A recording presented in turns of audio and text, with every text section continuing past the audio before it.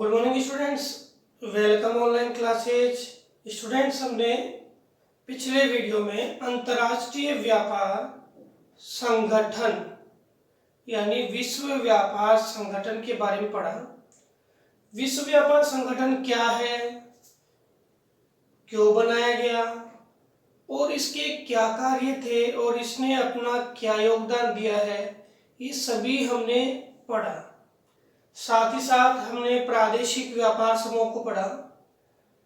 अंतर्राष्ट्रीय व्यापार से जुड़े हुए इस अध्याय में हम आज पढ़ेंगे कि भारत जो है उसका अंतर्राष्ट्रीय व्यापार में क्या योगदान है।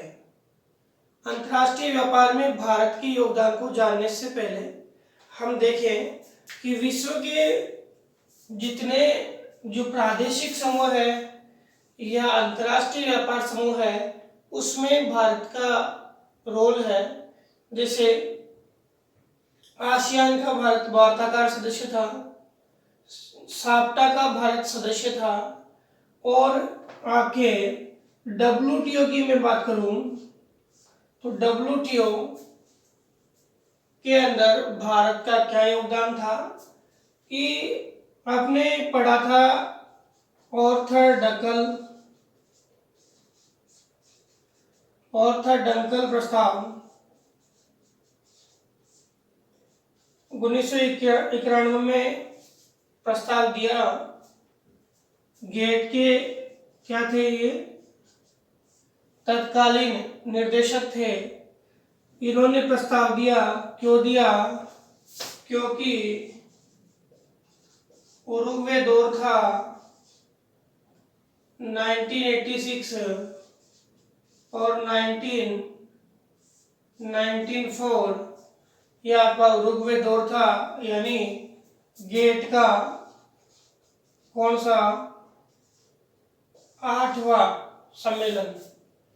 एक गेट का 8वां सम्मेलन था। गेट पता है आपको कि क्या था, ये जनरल एग्रीमेंट था। इस गेट के 8वें सम्मेलन में गेट ने विश्व के सामने आपके सीमा शुल्क निर्धारण के लिए कई शर्तें रखी और ये शर्तें थी विश्व के पूंजीपति या विश्व के बड़े देश जो थे, विकसित देश थे, उन्होंने इन शर्तों को क्या कर दिया, अमान्य कर दिया। इसलिए गेट जो है विवादास्पद रहा। गेट क्या रहा, विवादास्पद रहा और इसी कारण गेट के तत्कालीन महानिदेशक ने अपना प्रस्ताव है वो इस गेट को एक संगठन में यानी एक समझौते को एक संगठन में बदलने के लिए ऑर्थर डंकल ने क्या दिया, प्रस्ताव दिया। और यही प्रस्ताव जो है आगे 1992 में रखा गया, पेश किया गया और 15 सितंबर 1993 में ये प्रस्ताव पारित हो गया। प्रस्ताव क्या हो गया, पारित हो गया। अब इस प्रस्ताव की आगे बात करें तो 15 अप्रैल 1994 में अफ्रीका के मोरक्को,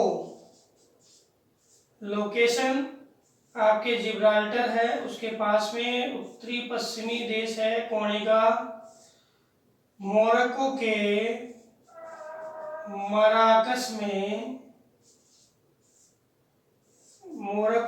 मराकश में यह प्रस्ताव रखा गया और इसमें ये 123 देशों ने इस पर हस्ताक्षर किए और हस्ताक्षर करते ही आपका जो गेट था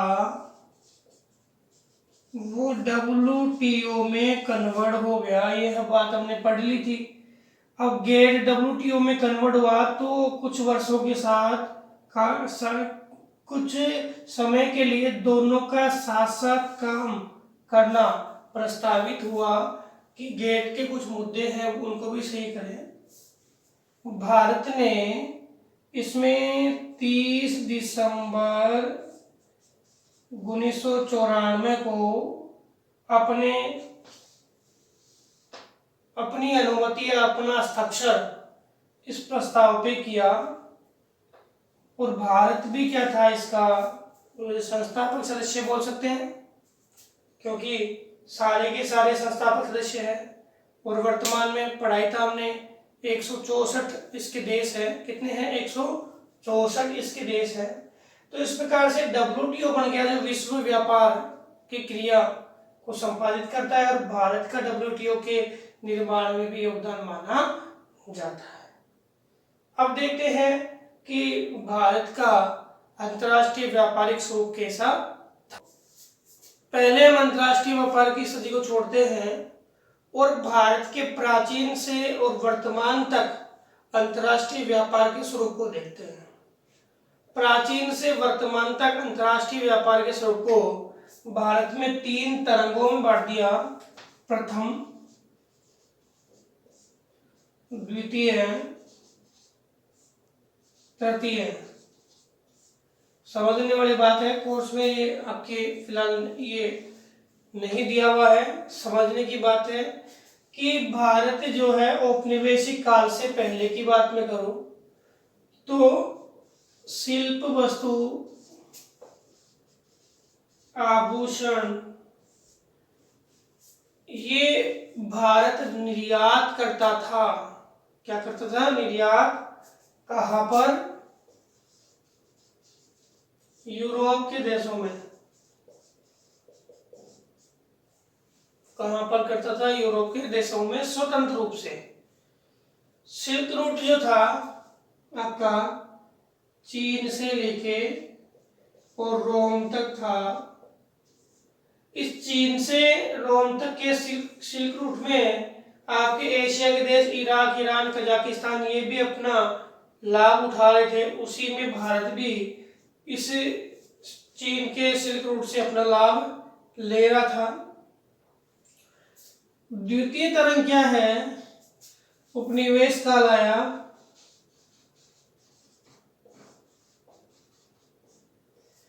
जैसे ही उपनिवेश काल आया, भारत में जो कच्चे माल के स्रोत थे, भाई जो अंग्रेज गए थे व्यापार करने के लिए, तो कच्चे माल के स्रोत थे वो कहाँ ले गए? अपने क्षेत्रों में, यूरोप में। और वहीं से वो तैयार माल करके कहाँ ले आए? निर्मित माल कहाँ लेके आए? भारत में। तो भारत के इस व्यापारिक प्रतिरोध पे क्या लग गया? लगभग प्रतिबंध लग गया। वस्तु जो गई, लेकिन वस्तु वो अपने यूरोप में अपने औपनिवेशिक प्रदेश से अपने क्षेत्रों में ले गए, तो वहां वस्तु का कोई सामान्य मूल्य निर्धारित नहीं किया गया था। तो कच्चा माल ले गए, विनिर्मित माल लेके आ गए, साथ ही साथ लोगों को क्या बनाया गया? बंदी बनाया गया।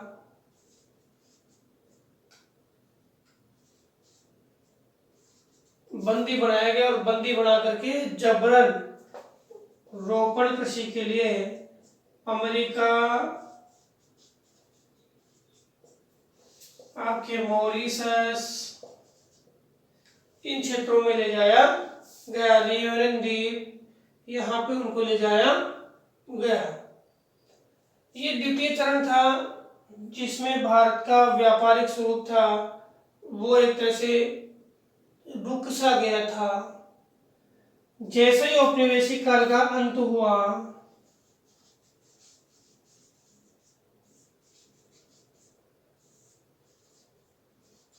तो भारत है, वैसे तो देखें तो आर्थिक दृष्टि से बिल्कुल टूट चुका था। सोने की चिड़िया कहलाने वाला भारत था वो पिछड़ चुका था।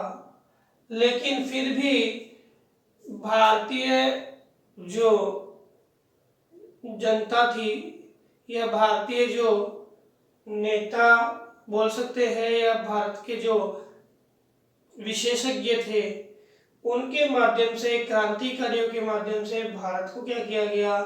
आगे बढ़ाने का पूर्ण प्रयास किया गया। और भारत में धीरे धीरे नवीनतम तकनीकी आने लगी और नवीनतम तकनीकी के माध्यम से भारत ने अपने उद्योगों में विकास किया।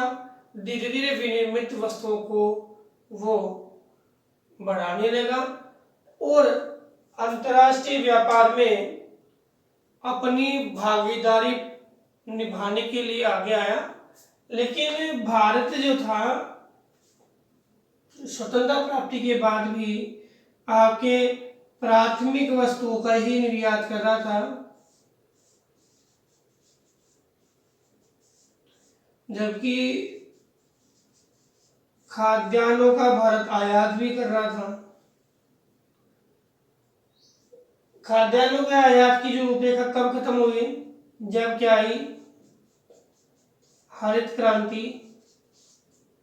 हरित क्रांति के बाद भारत में खाद्यान्नों की जो आयात की रूपरेखा क्या हो गई, कम हो गई। साथ ही भारत में विनिर्मित उद्योगों का क्या हुआ, विकास हुआ और भारत विनिर्मित वस्तुओं के निर्यात में अपनी हिस्सेदारी बनाए रखने लगा। लेकिन वर्तमान स्थिति में देखें तो हमने पढ़ा था कि व्यापार जो है उस व्यापार का परिमाण क्या होता है, तो व्यापार का आयात, निर्यात और सेवा। वर्तमान में भारत में सेवा सेक्टर का भी काफी कुछ आदान प्रदान हुआ है। यह आपकी कौन सा चरण है, तृतीय चरण या तृतीय तरंग। भारत ने हालांकि विकास बहुत किया है, लेकिन भारत का आयात मूल्य है वो निर्यात मूल्य की अपेक्षा क्या है, कम है। आयात मूल्य है, निर्यात मूल्य की अपेक्षा क्या है, ज्यादा है। क्या है, ज्यादा है। इस कारण हम पिछले वर्षों की बात करें, आरंभ से लेके वर्तमान तक की बात करें, तो भारत में राजस्व घाटा होता आया है। क्या होता है, राजस्व घाटा होता है। हालांकि हमने बहुत सारी वस्तुएं ऐसी है जिनके आयात जो मूल्य है उसमें कमी कर दी है, फिर भी हमारा जो निर्यात मूल्य है वो अपेक्षाकृत ज्यादा नहीं है। इस कारण से हमें व्यापारिक घाटा होता है।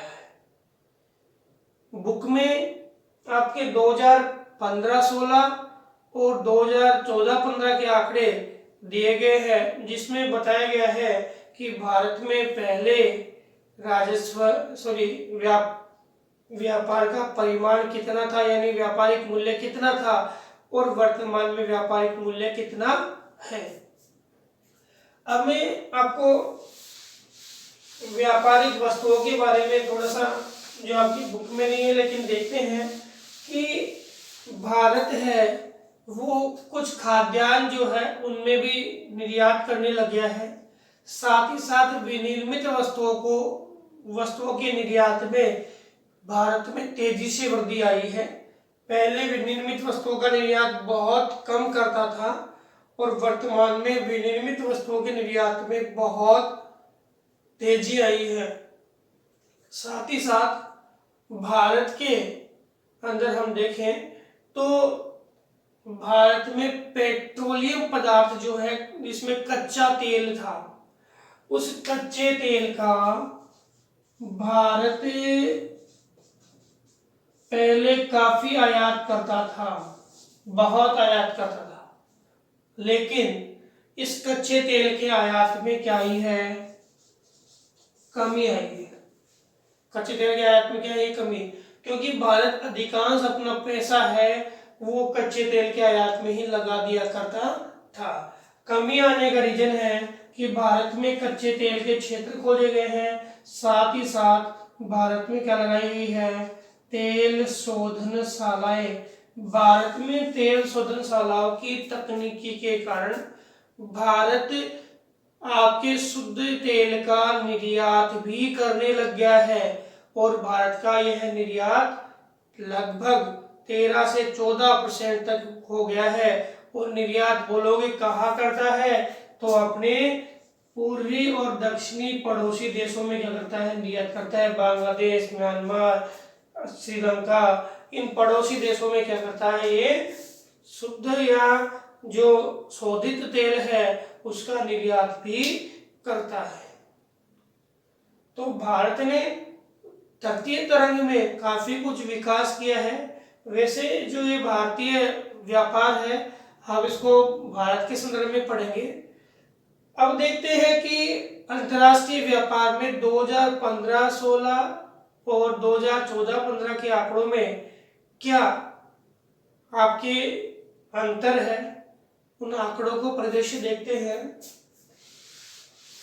जो आंकड़े हैं 2015-16 के आंकड़े या 14-15 के आंकड़े जो भी है, उनको वाणिज्य,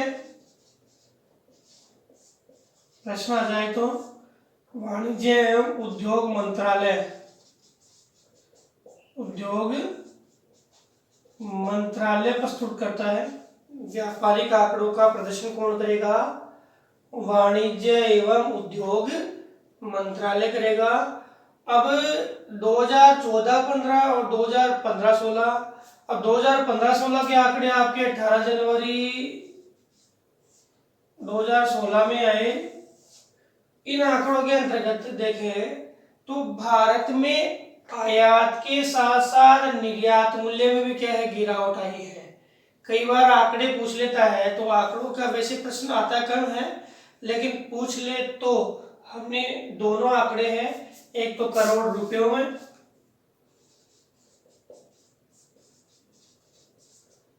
और एक आपके डॉलर में, ठीक है, अरब डॉलर में।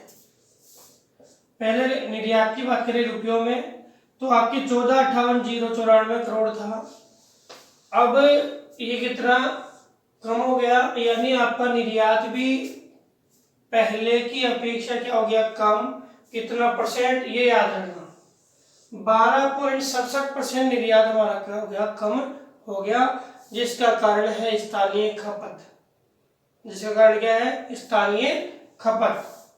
आयात की बात करें तो आयात भी पहले की तुलना में कम हो गया, जिसका कारण है आंतरिक हमारे भारत में ही वस्तुओं के विनिर्माण पे जोर दिया जा रहा है।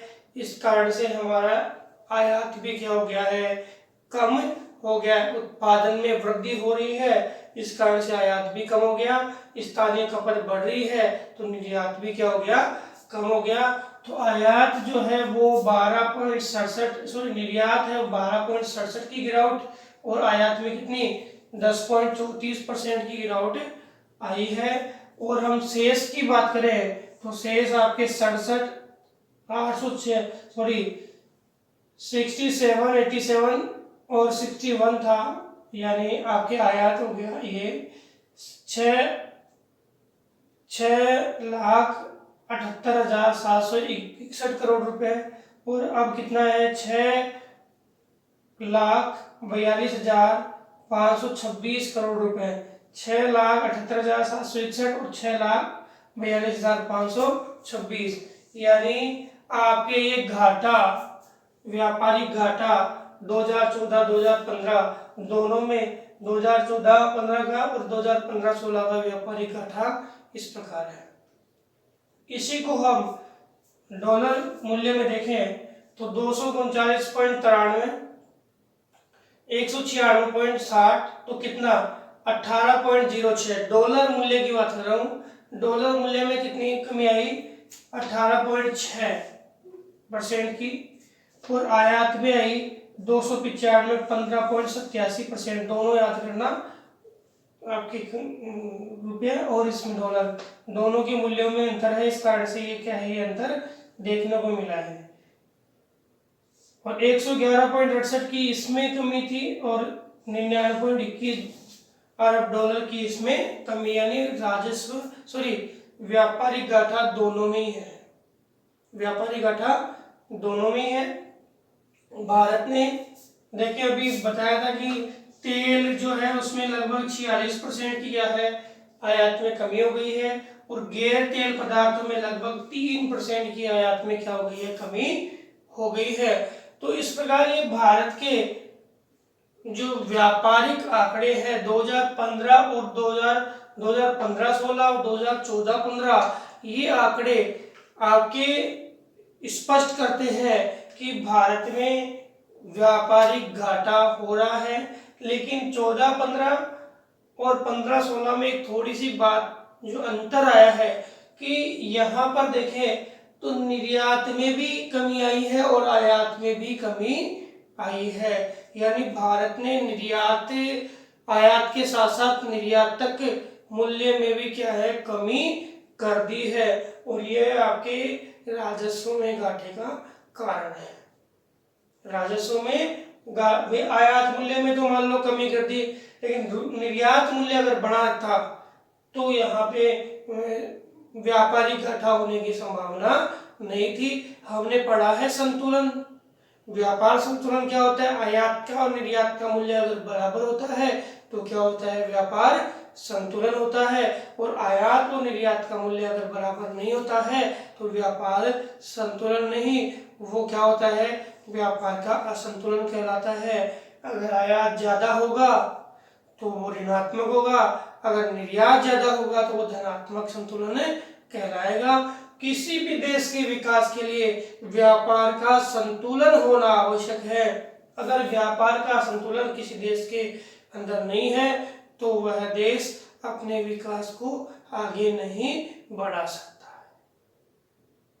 तो विद्यार्थियों, आज हमने अंतर्राष्ट्रीय व्यापार से जुड़े हुए विभिन्न प्रादेशिक और अंतर्राष्ट्रीय व्यापार समूह के साथ साथ अंतर्राष्ट्रीय जो भारत की रूपरेखा है उसको भी जाना। अगले अध्याय में हम जो अगला लेसन है वो पढ़ेंगे। धन्यवाद विद्यार्थियों। इसके साथ हमारी ये यूनिट है, ये यूनिट वो भी क्या है, कंप्लीट हो चुकी है। और अगले वीडियो में हम अगली यूनिट के साथ आएंगे। धन्यवाद।